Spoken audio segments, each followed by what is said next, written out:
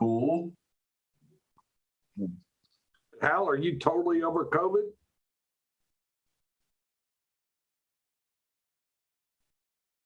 Well, and I think it takes a while. Okay, James, kick her off. All right. Well, let's give everybody, a minute or two to get on here because we did get a little bit late getting connected. So let's, like I said, let's give some people a chance to get on, and I'll kick us off here in a minute. So, but no, that's pretty cool. Those container houses. I've heard other people talk about those, like 4 or 5 other people. It could be something new, like a new trend, kind of like those tiny houses. What I like about the container houses is they're pretty theft proof if you build them right. Now, this particular guy felt like he was putting sliding glass doors where they were on the surface, where I think if it was me, I think I would try to, and he's doing it, so I can't sit in judgment, but I think if I was going to cut out an opening in the wall to put a sliding glass door, I would probably try to create a frame with the metal that I cut out and then make a door where I could literally shut that thing up, and they'd need a blowtorch to get inside that thing.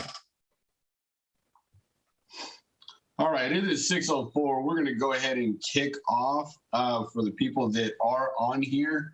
Welcome to our weekly live training that we do every week. Tonight, we got another great one, another jam-packed show. We're going to be breaking down a deal that I actually did. Ray was involved with it as well.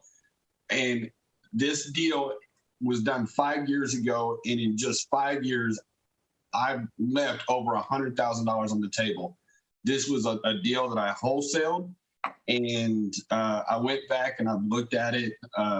And I just really, kicked myself in the back end because of what I left on the table. So we're going to go through it. So if you could go ahead, let us know where you're tuning in from. Hit the like button, hit the heart button, share button, and tell your friends because they don't want to miss this, because we're going to give you a lot of good things tonight. So again, welcome, and let's go ahead and jump right in. So we've been in real estate for a while, buying houses. Ray, has been buying, nonstop since the early 80s, way back when, and has just been buying ever since. So again, one of the things that we're going to talk about tonight, how I left over $100,000. I have a question for you. What do you think is the hardest part of getting a deal? I know what my answer, what I feel, what we have seen a lot of people say. Ray, what is your opinion on that? What I think, doing the right things so that deals come to you naturally. I don't think people even take that into account. They feel like they got to go out there and bust their tail. And now that the wholesale science is where it's at, why don't we leverage all that energy and all that talent that people are out there finding these deals and make sure that at least half the deals we get are from wholesalers? We just got to be the lion tamer with the whip and just make sure that they don't abuse us when we buy them. And of course, they don't want to get abused either. So it's yin and a yang. But I think that is just getting yourself. In fact, I told you about the text I got while we were getting ready for this. A realtor in a area where we want to buy properties said, "Hey, I'm sorry I haven't talked to you lately, but you're still interested in getting deals, right?" And it's like, you want to build that relationship. I mean, that happened literally 1 minute before this call started, and you just want to build those connections, and you want to nurture them, and you want to deal with them. You got to be out in the streets and talking to people, and then people, when they need solutions, are going to come to you and hand you deals. Yeah, I've been with you multiple times, and you get, we'll be out to lunch, or we'll be at one of our Al Maria meetings, and you'll get a text and you'll show me your phone. It's like, hey, there's another potential deal right there, from, people that you've built your relationships with. I'm real proud, by the way. Can I interrupt you? You did a phenomenal post today on the Texas real estate investing community, but we worked so hard on that, and it's not just Ray. It's Pat, it's you, it's all of us working on it, and we can't stop people from spamming, we can stop them, but they have to spam first, and then you can delete them. And I get a certain amount of pleasure out of blocking and deleting people who abuse it. And as a result, I think our Facebook page is just phenomenal as far as lead generation. We get tons and tons of deals on there, and these are good quality, good grade deals. And I'm real excited about that. So if you get a chance, I would definitely go to the Texas real estate investing community if you're looking for deals. If you're looking for education and feedback and answers to your questions, of course, you want to go to Massive Passive Deal Makers, because that's we watch that too and try to answer all the questions that come over that Facebook group. All right, well, we're going to jump right in. Again, guys, what do you think is the hardest part of the deal? We're going to answer that question a little bit later on, but we'd like to hear what you think the hardest part is of the deal. I'm going to go ahead and jump in and break this deal down, give you a little bit. Say that again, Ray. Hardest part of getting the deal, right? Yes. Okay. So again, I'm going to go ahead and break this deal down. I'm going to give you a little backstory of it, and we're going to run through this deal.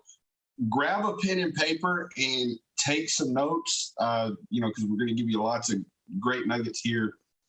This deal came from me on a piece of marketing that I used to do. Don't really do this much anymore.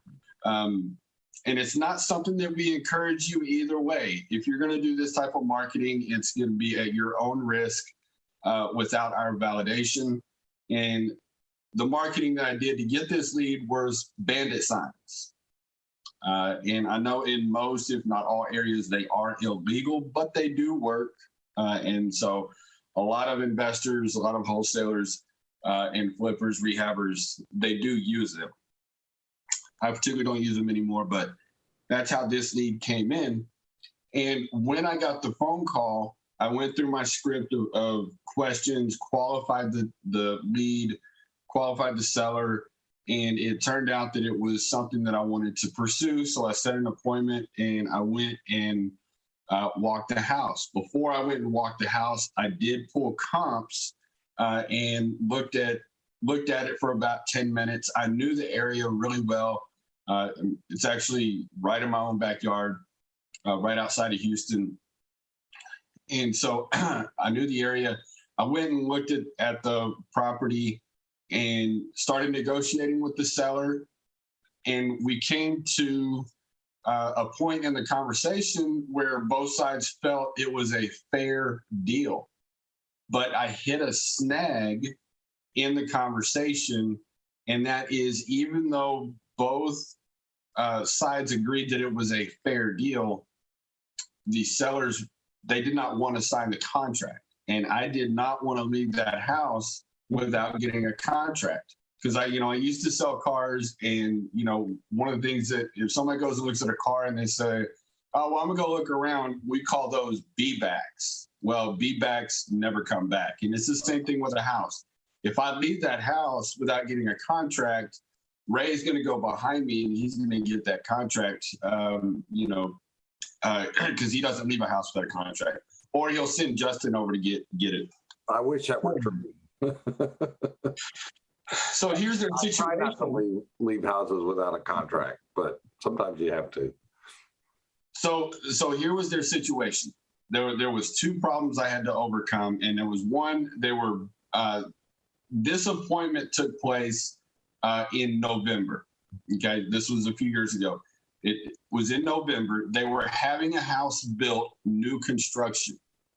They were having a house built ground up, brand new, and their house wasn't going to be ready until June. Now, here's the other part: is they did not want to move twice because their youngest child is autistic, and they didn't want to move in the middle of the school year and then have to turn around and and move again. So they needed time to stay in the house. And they want the, one possibility was, lease it back to them, or, whatever it was. We couldn't come up with the right solution. So my question to you guys is, what would you do in that situation? What I ended up doing was I excused myself. I exhausted everything I knew how to do at the time. And so I excused myself. I said, let me go call my partner. Let me run it by him. Let me see if there's anything that I'm missing. And so I go out and I call Ray, and I'm at the house, and I get Ray on the phone. I'm like, Ray, I'm at this house. This is what's going on. We have a deal, but they won't sign. He goes back, he tells me, go back inside, tell them A, B, and C, and get the contract signed. And so that's exactly what I did. Part of that, what he told me how to do, what he told me to tell them, didn't know anything about it. He goes, they're going to have a bunch of questions, and, just tell them to set an appointment, and Ray would go out there with me the following week and answer every question that they had. Well, what Ray told me to present to him was a lease option. And so we did that. We went back the following week. We answered all of their questions. Well, actually, we didn't even talk about lease option. What we ended up doing, Ray started asking a bunch of more questions, qualifying, and figured out that the wife was the one that had all the answers. She knew her stuff. Hey, James, was yeah. this the house where the mom was sitting there and she's a real estate broker? She wasn't a broker. I can't remember what her profession was, but she was the one where she basically handled everything in the household. Yeah. So the children, we're buying the house off the children. They're adults, right? They're in their 30s or something. Yeah. Then there's the mom who's in her 60s or whatever. No, the mom, it was the husband and wife. Yeah. And they had 2 kids. They had 2 young kids. But it was husband and wife, and then the mom of the wife was there. And yes, the mom lived there because she was elderly, and instead of putting her in a home, they had her live there. That's okay.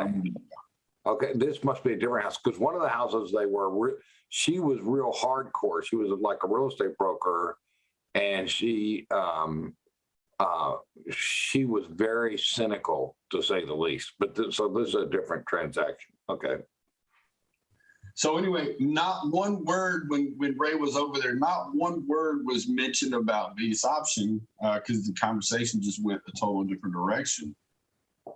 And not only did we not talk about lease options, we renegotiated the deal and got the price lowered $2,000. And then the next day, we went back and we negotiated another $3,000 a second time.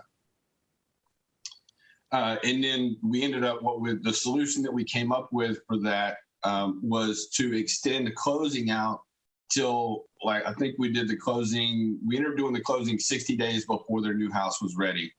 And, the buyer that bought it from us ended up doing a temporary lease back. And they just held a small portion of their money until they got out of the house, and they left it so they can inspect it and make sure that it was in the same condition. So let's run through the numbers. The exciting part, I'm sure there's a burning question as far as what are the numbers? That's the most exciting part. So just real quick. So we did a lease option on that, where we gave them option consideration, where they could use that as a down payment on another house. Is that what we did? Well, we ended up because I was the wholesaling the transaction. I ended up wholesaling it to another investor. Okay. And the other investor is the one that closed on it. He paid the cash deal, but what he did was he did a holdback. He withheld a portion of their funds to make sure that they got out when they said they were. Because typically when you do that, you hold somebody's money, they make things happen. So here's the numbers. When this deal happened, the ARV was 115. The repairs on the property was 12 to 15,000. Minor cosmetics, update the kitchen, paint, It was in pretty good shape. There was a couple of issues on the outside, but 12 to 15,000 was the repairs. We ended up getting the property under contract when everything was said and done after our 2 extra negotiations. The contract price was $63,000. So literally I could have been all in at $78,000 with purchase and rehab. I would have been all in for $78,000 on a $115,000 property. And I ended up wholesaling that property to a buyer, and that buyer paid me a $16,000 assignment fee, which he paid $79,000 for that property. Today, that property. So on your paper, I want you to write those numbers down that I just gave you, and then and then make a column, and then on this side, today that property is worth $180,000 to $190,000. So in 5 years, that deal went up, what, $65,000 to $75,000. That's just appreciation that property went up. Today, that same property, it used to rent for $1,200 to $1,300. Now it rents for $1,600 to $1,700. It is steadily increased over the years. So you can just imagine the cash flow that I left on the table. Was that a sub 2? No, it was a full cash deal. Okay. So just imagine all the cash flow, the equity, and everything. The appreciation alone was $65,000 to $75,000, plus the cash flow and the equity and everything that I left on the table. So what I want to talk about now is, even as a new investor or new wholesaler, if a deal like that were to come through today, what are some things that our viewers and our audience, our students, what are some things that they could do? Because there's ways. If that buyer, he paid $79,000 for the property, why couldn't I pay $79,000 even though I just needed what, 78? I could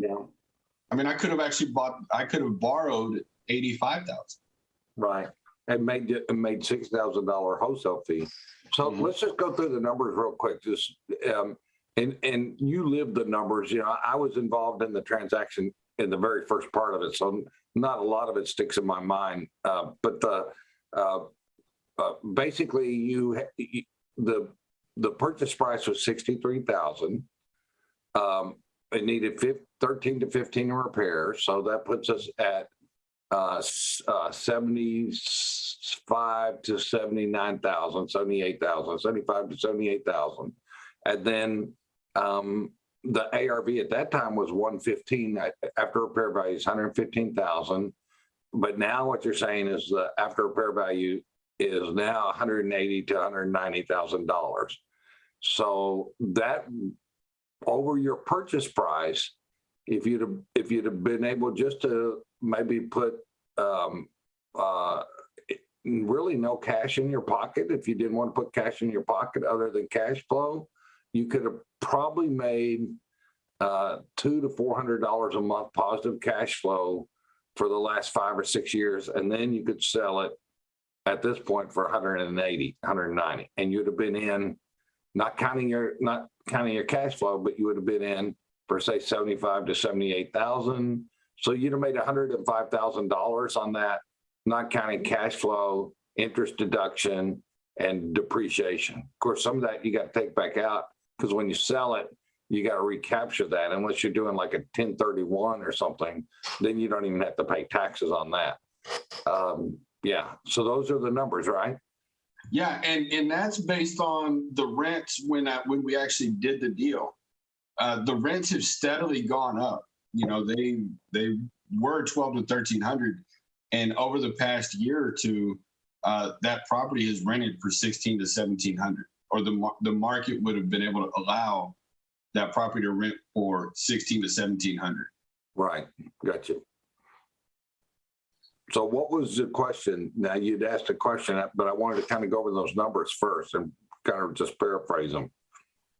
So the theme of, the topic that we're talking about tonight is, wealth building and maxing out the deals. How do I not, as a wholesaler, because $16,000 is a good amount of money.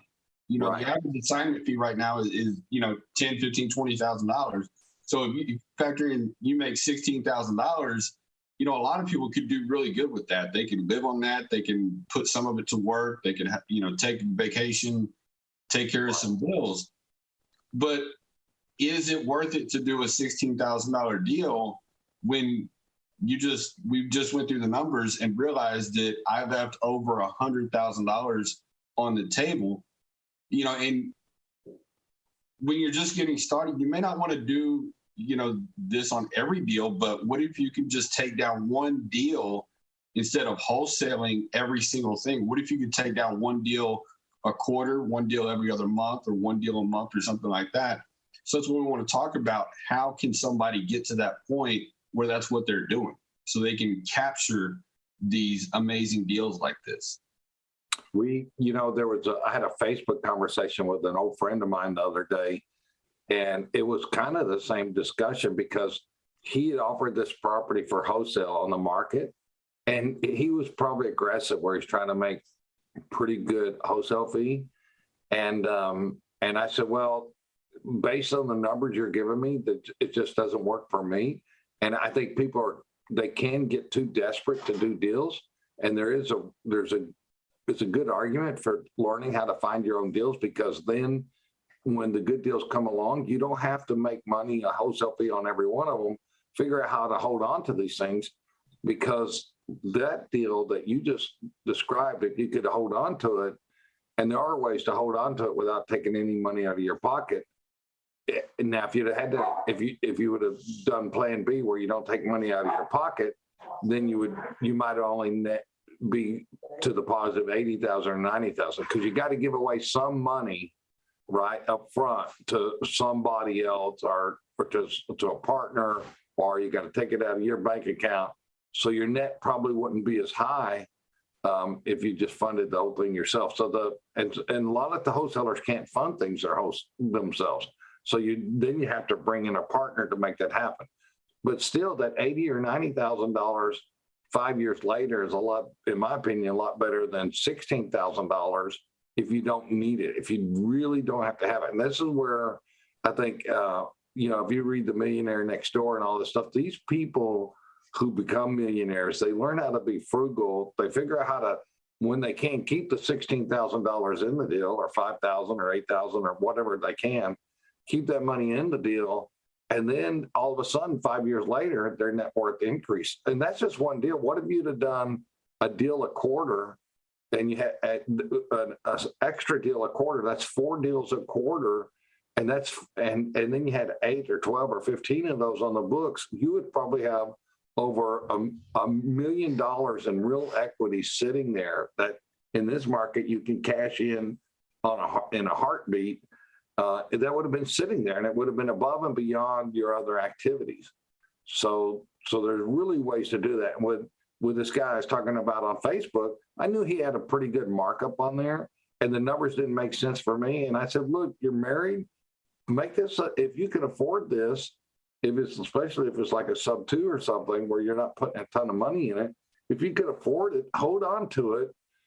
It's a forced savings plan for you and your wife, because you're not, you're going to be busy. Get the next deal. And he's in this business, so he gets deals regularly, and just hold on to that. And he responded. He said, we really don't need the money, and maybe we should be thinking about holding on to it. But that's a $100,000 decision, because I don't see the prices going down. I don't see that changing. And I don't see the lack of cash flow. There's a strong demand for good properties in good rental areas. And when you get that right property, we've been renting properties for 38 years now. You get that right property, you figure out how to qualify the tenant, and they can be stable. Now, another option a lot of people are doing is they're owner financing. And there's a perfect way, a perfect time to owner finance properties. But be careful, because right now people are making more money with appreciation than their gross income and rent. The net appreciation is more than the gross rent. And what I mean by that is if you have a good house, you're probably making $1,500 to $2,000 a month in appreciation. And if your rent's the $1,200 or $1,500 or $1,700, you're making more money from appreciation than you are from rent. And remember, $1,000 of rent is not a gross or not a net income. That's a gross income. Mm-hmm. So if you've got $1,000 of rent income, your net is probably going to be 500 or 600. That's a 55% is a good rule of thumb. So Ray, you've put money into deals, you've partnered with other people. So let's talk about a little bit about like what options, if I was, a wholesaler or another wholesaler brings you a deal similar to this one, how they can put money in their pocket, not necessarily 16,000, but 5,000 in their pocket and still stay in the deal and still own it and reap the benefits of the appreciation like this property, bro. I know some ways. There's probably a lot more ways than what I know and what I've done, but that's the perfect question is like, how can I stay in the deal without just giving it all away? Because that's what wholesalers do. They give it all away, and they don't need to do that. They need to figure out how to stay in the deal and think about bringing in partners. And a partner can be a lot of things. Right now, there's trillions of dollars. I mean, literally trillions of dollars sitting in 401ks, self-directed 401ks, where you really can tell the custodian where to send the money. There's Roth IRAs, traditional IRAs, and when that cash is sitting in those accounts, you're lucky to be earning 1%. And a lot of those custodians are paying 0%. So you're earning 1% on your money. Now, just imagine there's $1 trillion sitting in an account somewhere earning zero interest. Do you think that there's an interest in that account holder to make some sort of yield, like 4% or 5% or 10% or 30%? Of course there is. And so you've got to look at those people and think of them as potential partners, private investors. Now, if you get somebody like me, I'm going to try to make a great deal, and I'm not going to get into risky things. And I know a lot of the through real life experience, and of course I'm still learning every day. But through real life experience, I know lots of scenarios that don't work, lots of partnerships that don't work, and mainly because I tried them and they didn't work, or because I didn't put the right things in place. I didn't put the right protections in there. I didn't hold title to it properly. Made lots of mistakes. And of course, when you're hanging out with other people that have been doing what you're doing, you also learn through them. So a lot of the things I've learned, thank God I didn't have to learn firsthand, and we've avoided some of those things. But imagine a large group of people who are making virtually no money or no interest on their money, and think about that being available, and how would you set up that partnership? If you're out there and you've done your first deal, you probably don't want to go alone. You don't want to go without the knowledge of a kind of a coach or mentor or somebody that has experience. And so getting a money partner that's knowledgeable and knows what they're doing, that makes a lot of sense. If you're on your 20th deal, you probably don't need that person, because that person is going to want to take more of the deal than what you should be willing to pay. So if you're inexperienced, pay more, get somebody to be on your team, make sure they win when you win, and they're going to take a bigger piece of the pie. If you're really experienced, you don't need that person, right? Because you're going to learn how to do these things. You're going to learn how to protect yourself, and you can bring those partners to the table. The key is how to get the partner to come to the table so that they bring the money to the table and you don't have to. How much you pay for that money depends on where you are on that scale of knowledge and growth. And I'm telling you, if you don't have knowledge and growth, you don't need a dumb lender loaning a dumb investor money, because both of them are going to be mad at the end of the deal. So you need a smart lender, you need a smart investor, one or the other, maybe both. But as you get smarter as an investor, you can back off on the knowledge of that lender and then get people who maybe not really be great or understand real estate, but you understand real estate. At least somebody driving the car knows how to drive. And the way you can bring those people in is like, if I'm going to be in a deal, I'm going to want to make sure that we get the outcome. So if you don't have a lot of experience, you're going to have to probably listen to me if I tell you how we should do this, right?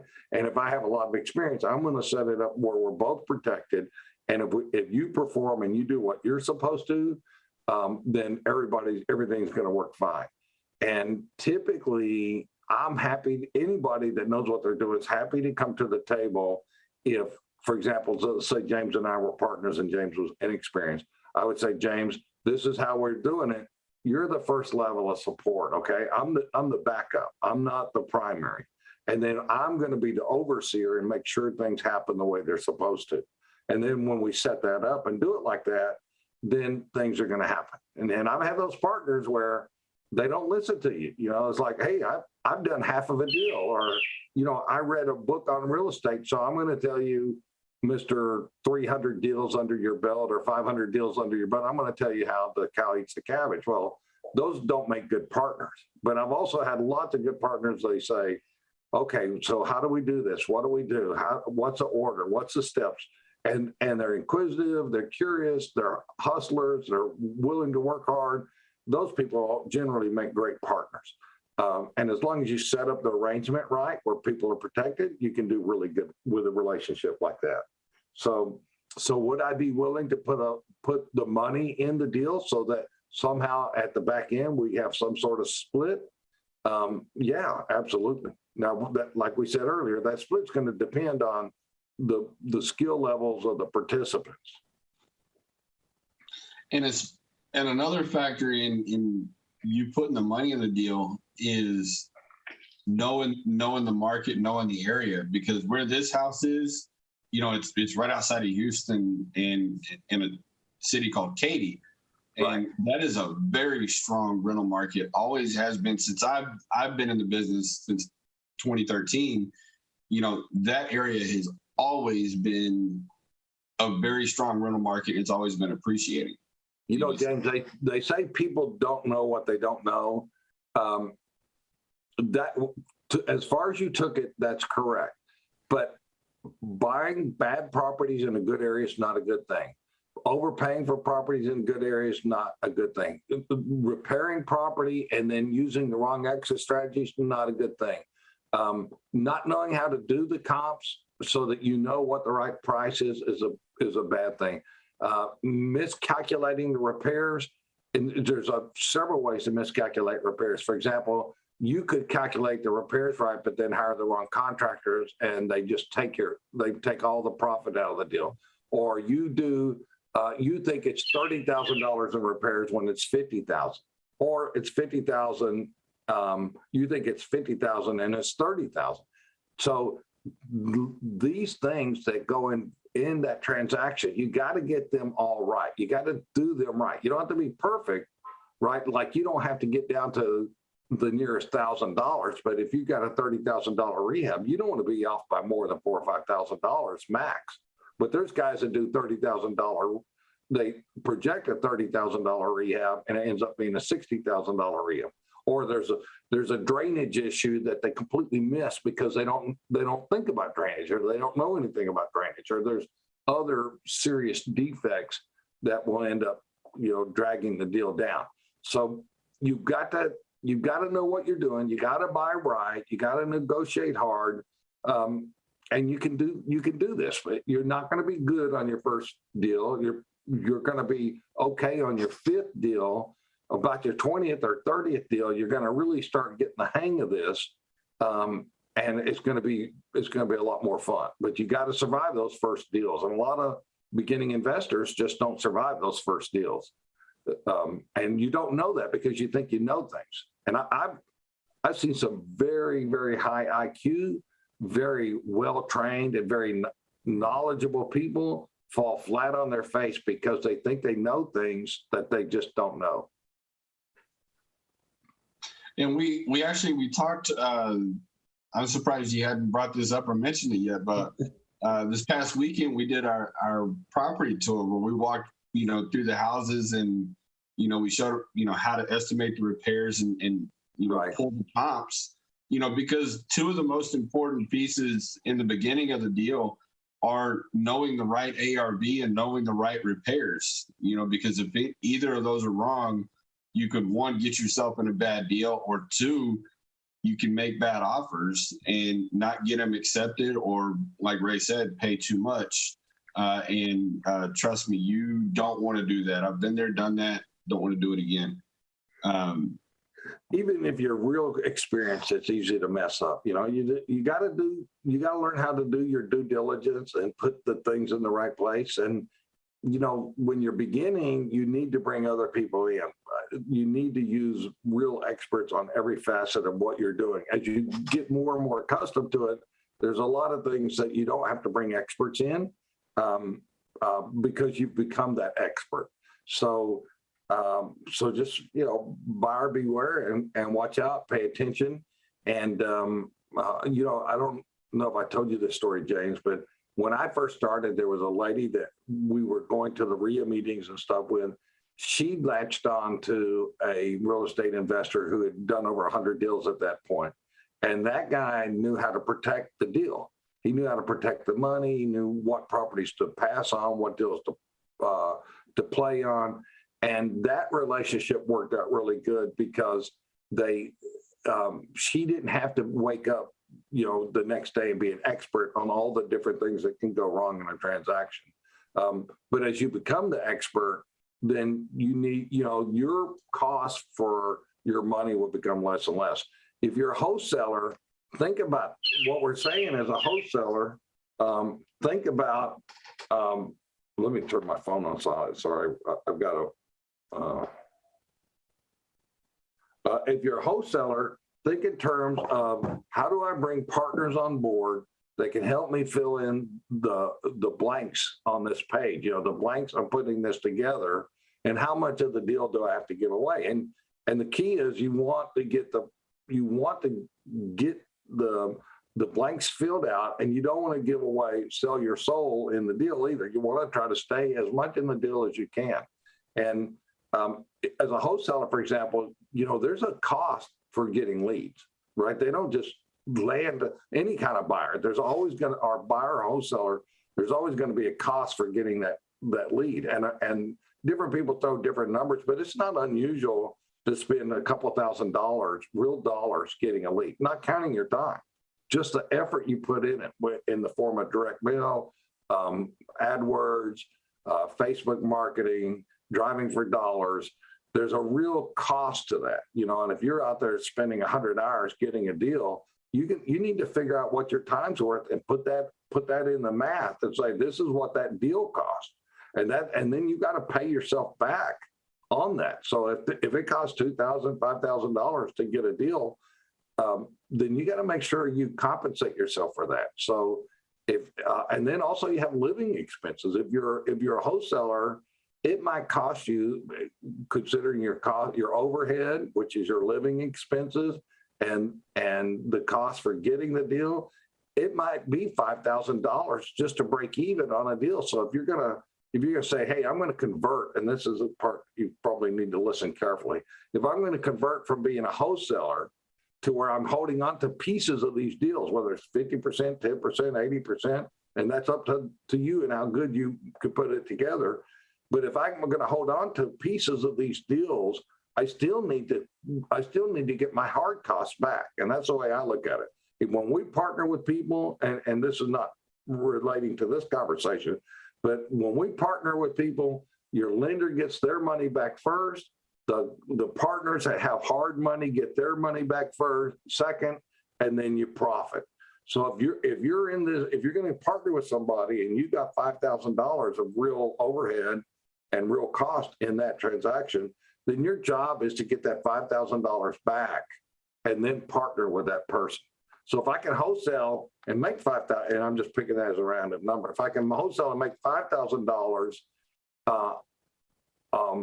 and I'm out, versus I can wholesale or I could partner with somebody, get my $5,000 back as part of the partnership agreement, and then still keep an interest infinitely further ahead. And just give your scenario. What if you'd have made that offer to give me, I give you $16,000 and then you get 50% of the upside of anything over that amount. And we say we do it over a certain period of time.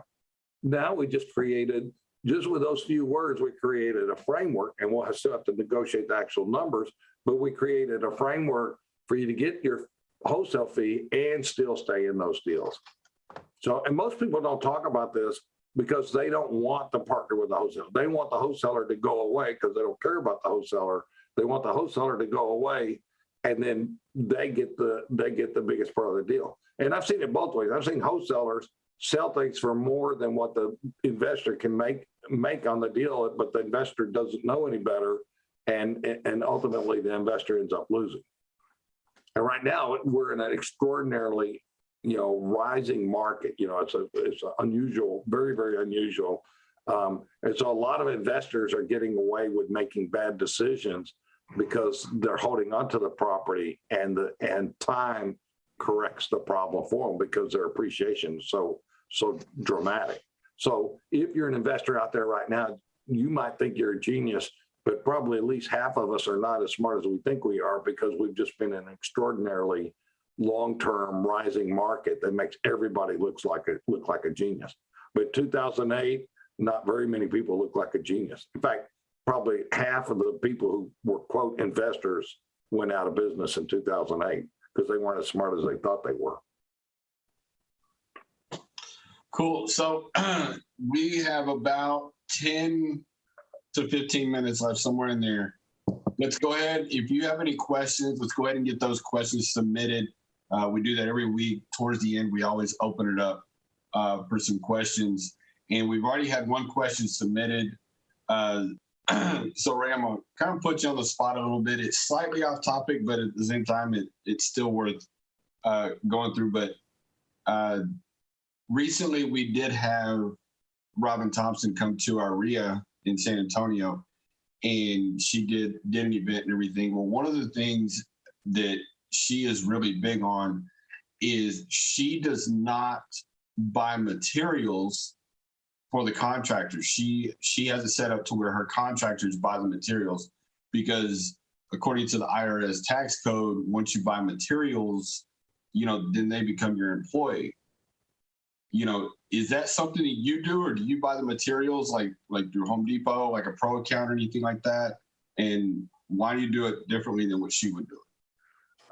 I didn't hear what her reason was for that, so I apologize. But when if you're dealing with people, it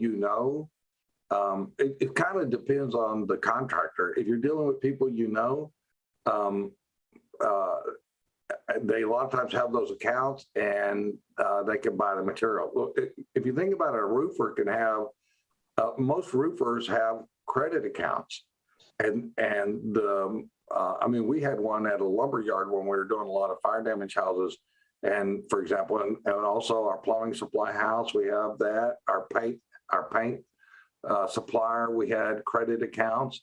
And typically what they do is you go in and buy today, and then they send you an invoice, and you have 30 days to pay.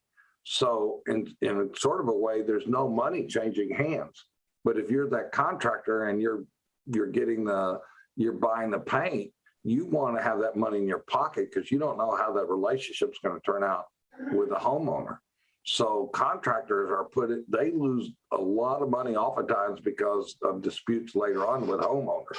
But oftentimes homeowners also, they give money to contractors, and then contractors forget to show up.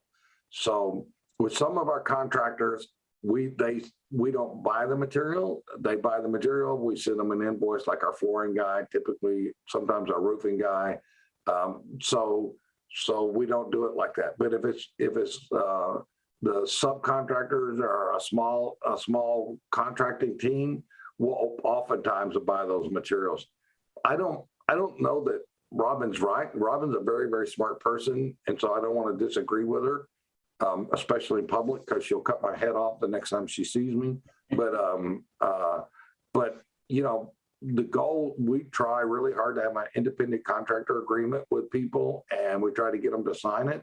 We're not always successful at it because we just dropped the ball, but it's very clear what our relationship is with our independent contractor. And it establishes them as an independent contractor, and specifically sets it out where they're not employees. So anyway, that's how we do it. And Hal just made a note in there and said because Texas is a right to work state, it may not be as big of an issue. I haven't heard of that being an issue, but a lot of times everything's fine until you get sued, and then you find out what the rules are. In fact, we had a question last night on our contractor agreement because we went over that on our coaching call, and a lady read paragraph 17, and I didn't know what it meant, and that shocked me because usually I know what everything and all these contracts mean. And in fact, did you get that sent out to her? Because I looked it up, and I didn't think the paragraph made sense. But I looked it up, and it turned out that the paragraph was written properly in our contract. So dodged a bullet there. No, I did have a question for you on that that we were supposed to talk about earlier, but we did not get to that. So it will be going out first thing in the morning. I appreciate it because I promised them I would find out what the answer to that question was. So were there any more questions coming through, or Ray, is there anything that you feel that we left out that we should cover? I do want to throw in there that, we did ask the question at the beginning, what do you think the hardest part of getting the deal is?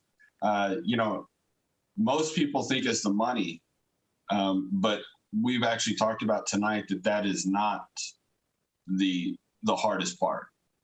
Okay, it's more about finding the deals, negotiating the deals, and making sure that you're doing the right deal and utilizing the right exit strategy for that particular property. Sometimes it makes sense to go ahead and give away the profit and wholesale the deal. Me and Ray were a part of another deal where it was a bad foundation, and we decided instead of doing a 4 or 5 month rehab and have it sit on the market for a month or two and then take another month to close, just wholesale it. And we made a really good profit on that deal. And plus the foundation was so bad that I didn't want to be liable for that repair. It was just too bad. Yet, real estate can be complicated. It is complicated, and you need to hang around people who are doing this business, and that's why and we're not the only people that do it, but we have a really good real estate investor community in the two towns that we buy most of our deals, which are San Antonio and Houston. And you gotta hang out with these people because this is not something you're going to learn overnight, but you're going to be surprised that you can get through this stuff and it's going to happen.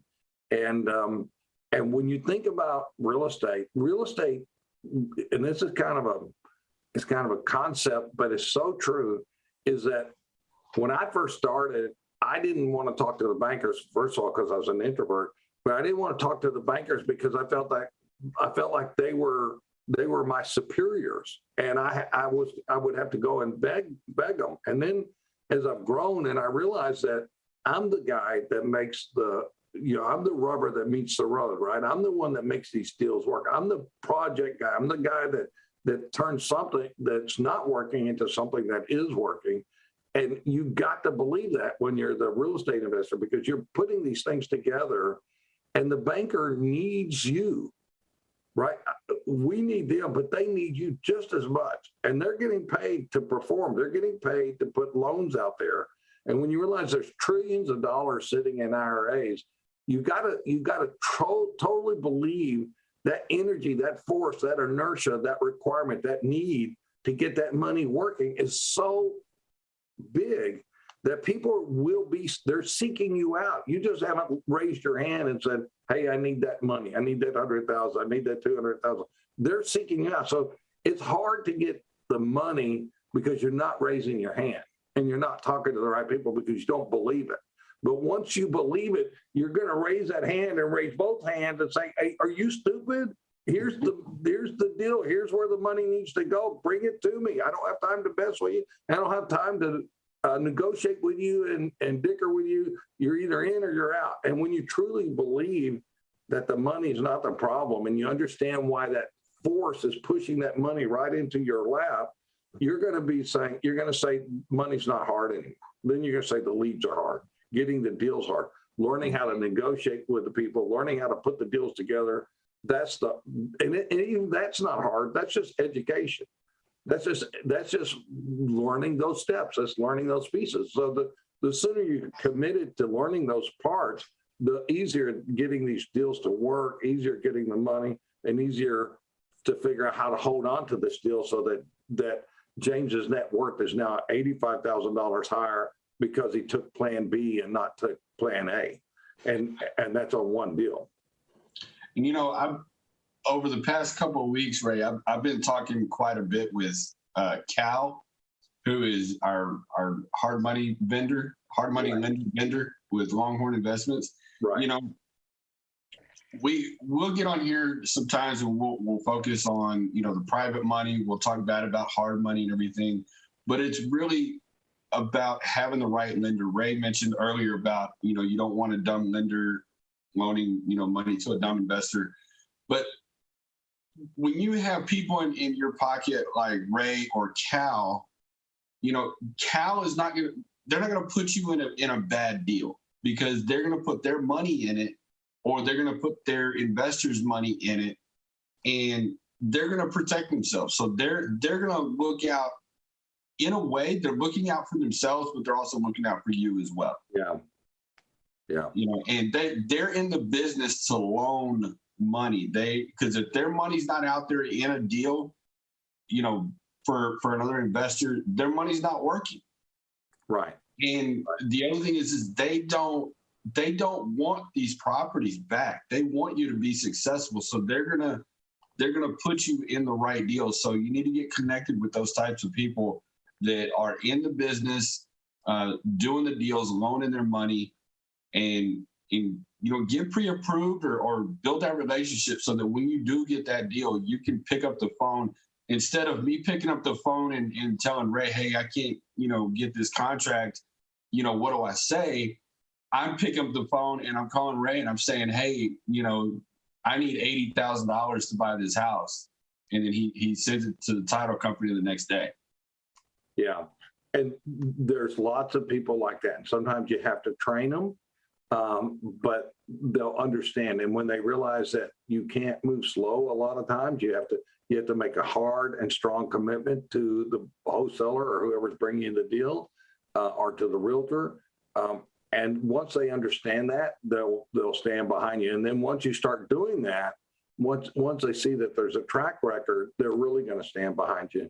One of the things that I love being a member of our RIAs is when I first started, it was just a kind of a lonely business. And then I found out about the RIAs, and then I could start hanging out with the guys that are doing what I'm doing. And so we can swap war stories. We can swap leads. We can swap team members.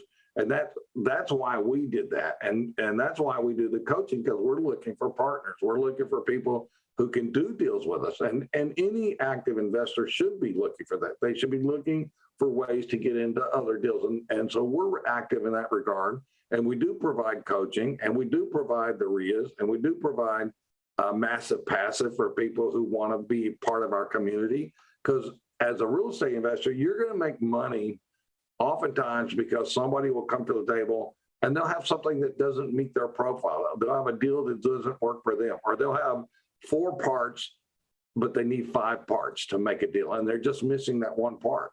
And if James had a part, and if he had a deal and he had 4 of the check boxes checked off, and he needed me for one of them, I can't imagine if I went to James and said, James, if you're making money, do I get to make money too? He's going to say yes every time.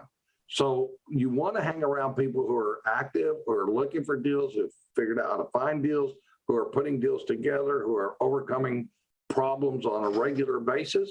And you'll be surprised that this will work for you. I think one of the biggest things, if somebody said, what are the 3 or 4 things you could tell somebody? Probably one of them would be just show up. Just get there, get to where the people are that you need to know and show up. So we're almost out of time. Last call for any questions. Let's go ahead and get those submitted because we're going to wrap up here in just literally a couple of minutes. Ray's mentioned a couple of times that, we do have a lot going on. We've got coaching, we've got the RIAs. If you want to know more about what we do or you want to work with us, find out how you can. We're going to have a link. It's a Calendly link. Just go on there and schedule a call, and either myself or one of our team members will follow up with you. And if you want us to contact you directly via Messenger, then drop the comment max out. Okay, that'll let us know, hey, you want to max out on your deals and you want to become a better deal maker. So again, that comment is max out, and that's going to let us know to follow up with you directly. Just want to let everybody know we're about to close out, but we do have our upcoming events. Ray, you're going to be actually traveling to San Antonio tomorrow for the Alamo RIA San Antonio main meeting tomorrow night. And then in Houston on Saturday, we have our meeting Saturday morning. And it's going to be really good. We're closing out 2021. We're looking to 2022. And we're actually going to have some really special guests join us there as well. So definitely want to get signed up and join us. Do you have any closing statements, or did I leave anything out, Ray? No, I think we talked about a lot. I think if they're listening closely, I think they realize that it's not that hard to stop giving away your deals, and the goal is to figure out how to hold on to pieces of the deal so in the future that creates net worth. So yeah, I think we did good tonight. Well, cool. That being said, we will see you guys tomorrow night in San Antonio and Saturday here in Houston. And guys, go back and watch this video over and over. If you ever have any questions, reach out to us. But guys, don't make the same mistakes that we've made, or don't pass on the deals. Find ways to stay in the deal. You hear about us wanting to be AFOs or MFOs. We want to build our net worth, and we're a community here, and we want you guys to be successful. So on that note, hey, no, let me just say one last thing is I want to do a shout out to Hal, who runs all our tech support. Hal is open to the public, basically. If you need tech support, he can help you, no matter how many hundreds of thousands of miles away you live from him. He knows how to do all kinds of stuff, and he can, if you go to massivepassiveshow.com, you can get in touch with Hal. But as a technician, he's got our back, and things run so smoothly when he's here, and they're so terrible when he's not here. So thank you, Hal, for having our back, as you always have. All right, guys, we're signing out. Thanks for being here, and we will see you guys next week. Bring a friend.